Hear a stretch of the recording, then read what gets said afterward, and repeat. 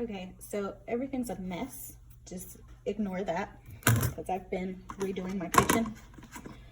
But I'm gonna take this pumpkin pie mix and I'm gonna put it in this ice cube tray for my pumpkin pie smoothies.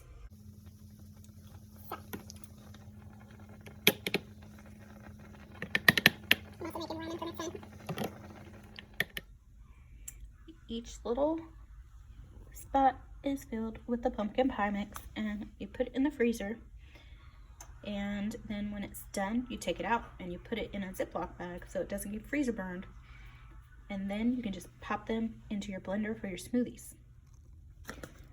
I'm going to cut the tops off of the strawberries and then put them in my Ziploc bag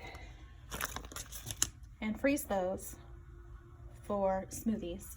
And I'm going to cut bananas into fourths and freeze those as well. Okay, so I cut my bananas into more than just fourths. I just cut them into slices and I will freeze them for smoothies.